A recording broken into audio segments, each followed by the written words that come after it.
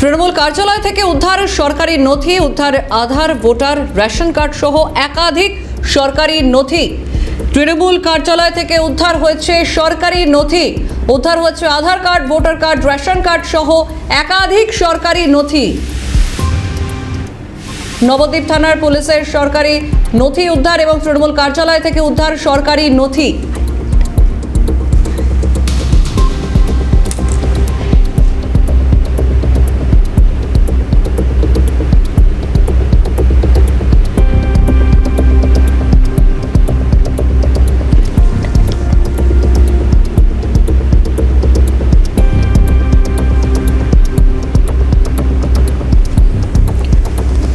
তৃণমূল কার্যালয় থেকে উদ্ধার করা হয়েছে Aadhaar card, voter card, ration card সহ একাধিক সরকারি নথি।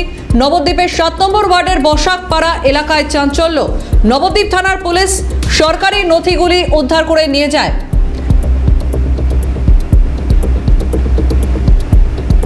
টেলিফোন লাইনে রয়েছেন প্রতিনিধি প্রসেনজিৎ চৌধুরী। প্রসেনজিৎ, কি জানা যাচ্ছে?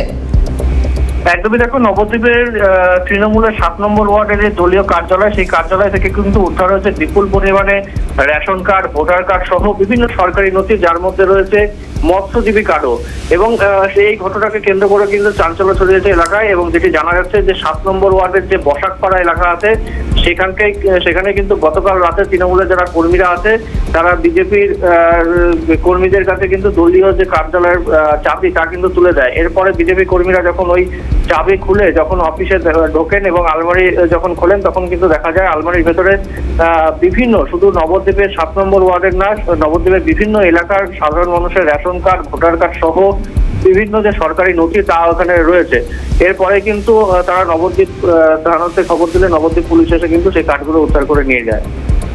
বেশ, ধন্যবাদ প্রসেনজিৎ।